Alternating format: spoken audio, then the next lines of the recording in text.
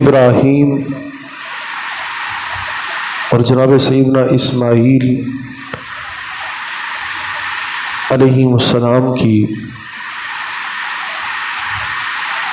یادگار کو تازہ کر گئی۔ جب یہ خوبصورت ایام دن آتے ہیں تو ان کی یادیں تازہ ہو جاتی ہیں۔ یقیناً انہوں نے اپنے رب ذوالجلال کی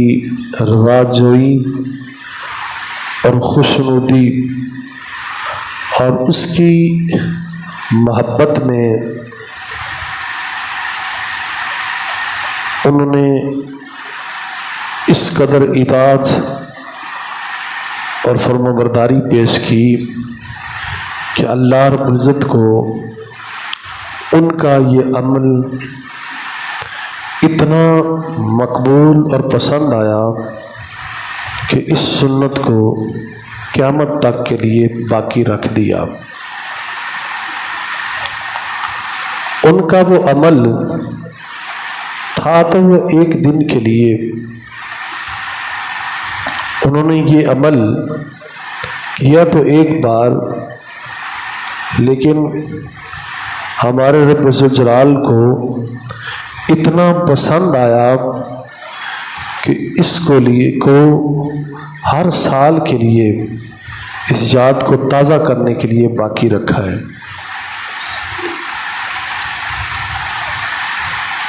اپنے ان بندگان حق کا عمل اور پھر ان سے محبت، ان کے عمل کو بھی پسند فرمایا اور ان سے بھی اتنا پیار فرمایا کہ ان کا نام باقی رکھا ہے۔ اب کسی اشتہار کی، اخبار کی، میڈیا کی، فلیکسوں کی ضرورت ہی نہیں۔ ان کا اتنا پھریرا اور ان کی اتنی تعریف و توصیف ہے کہ آپ سن لیں کہ پوری دنیا میں دونوں باپ اور بیٹے کا نام کس طرح گردش کر رہا ہے۔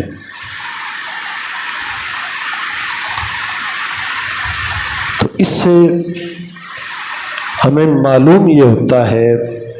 کہ چونکہ ہمارے لیے قائد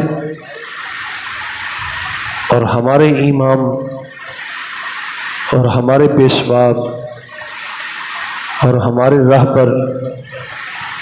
یہ اللہ کے بندگان حق انبیاء علیہم السلام ہیں، کہ اگر ہم بھی ان کی طرح ان کی سنتوں پہ ہم چلیں گے، اپنے عقائد کو یوں صاف رکھیں گے، اپنے اعمال کو یوں درست کریں گے اور یوں عمل صالح بجا لائیں گے، یوں نیکیوں میں آگے بڑھیں گے، تو کل قیامت والے دن بھی اور آج بھی اللہ کریم ہم پہ بھی اپنے انعامات اور مہربانیاں فرمائے گا۔ جناب سیدنا ابراہیم و اسماعیل علیہم السلام نے کیا کیا ہے؟ بیسک اللہ کی محبت ہے نا، خلوص ہے کہ دل میں اللہ کی محبت کے سوا کوئی اور نہیں آیا، اس کے سوا کسی سے ڈرے نہیں ہیں، اس کے سوا کسی سے مانگا نہیں ہے، اور کسی حال میں بھی اپنے رب کو چھوڑا نہیں ہے۔ تو پھر میرے مالک نے آزمایا ہے نا، تو جب اپنے رب کی ہر آزمائش پہ وہ پورا اترے ہیں تو میرے رب کے رب کو اتنا پیار آیا ہے، اتنا پیار آیا ہے کہ ان کے نام کے ساتھ ساتھ ان کے عمل کو بھی وہ وقار اور تشخص دیا ہے کہ اس کو قیامت تک کے لیے باقی رکھا ہے۔ سینکڑوں سال نہیں، ہزاروں سال نہیں، لاکھوں کروڑوں اربوں سال آ جائیں تو یہ سنت باقی رہے گی، باقی رہے گی۔ اس کو کوئی غیر مسلم، کوئی کافر، مشرک اس کو جتنی بھی مٹانے کی کوشش کرے، بڑی ساری لابیاں ہیں نا، بڑے سارے ایسے فلسفی بھی ہے ماحول میں، معاشرے میں گردش کر رہے، توجہ کریں ذرا، کہ جو کہتے ہیں کہ جناب اس دن پہ آپ اتنے جانور ذبح کر دیتے ہیں، تو آپ اتنے جانوروں کو ذبح کرنے کی بجائے آپ اتنے پیسے آپ غریبوں میں تقسیم کر دیں، بیواؤں کو دے دیں، آپ مسکینوں کو دے دیں، آپ رفاع عامہ کے لیے یہ فنڈ آپ رکھ لیں، ایک دن کے اوپر آپ اتنا خرچ کر دیتے ہیں۔ تو یاد رکھیں یہ سورج مغرب کی بجائے، مشرق کی بجائے مغرب سے نکل آئے، یہ تو ہو سکتا ہے، لیکن اللہ کو اپنے مقبولین کی یہ سنتیں اتنے پسند آئے اور انہیں قائم کیا ہے، یہ جتنی مرضی نیچر میں تبدیلی آ جائے، یہ جو کچھ مرضی ہو جائے، آسمان گر پڑے، آسمان کی جگہ زمین، زمین کی جگہ آسمان آ جائے، سورج جو ہے مشرق کی بجائے مغرب سے نکلنا شروع ہو جائے، ہر چیز تبدیل ہو سکتی ہے، لیکن یہ میرے رب کا کرم ہے، اس کا فضل ہے، اور اپنے مقبولان حق کے یہ اعمال اس قدر پسند آئے، انہیں باقی رکھا ہے۔ کوئی مشرک، منافق ایک بار نہیں 100 بار بھی پیدا ہو کے دوبارہ آ جائے، ان سنتوں کے اندر کوئی تبدیلی نہیں کر سکتا۔ یہ وہ فلسفی، وہ منطقی جو اپنے اپنے فلسفے پیش کرتے وہ اپنے پاس رکھے۔ میرے آپ کے کریم آقا صلی اللہ علیہ وسلم فرماتے ہیں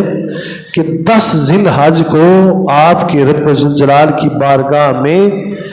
جتنا قربانی کا جانور ذبح کرنے کا ثواب ہے،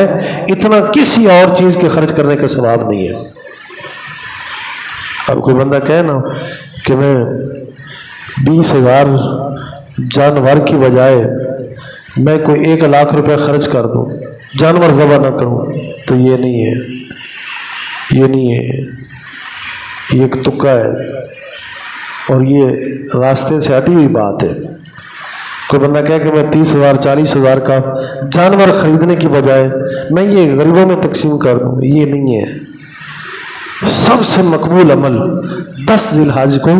اس کی راہ میں جانور قربان کرنا ہی ہے۔ تو یہ اللہ کریم کو اپنے بندوں سے اتنا پیار ہے، اپنے مقبولین سے اتنا پیار ہے کہ ان کا نام بھی بلند کیا ہے، ان کے ناموں کو بھی شہرت دی ہے، اور ان کا عمل بھی اتنا پسند ہے جس کو باقی رکھ دیا ہے۔ اور پھر ساتھ یہ بھی فرمایا ہے لن ینال اللہ لحومها ولا دماؤها، فرمایا یاد رکھنا یہ تم جو جانور ذبح کرتے ہو نا اس دن پہ،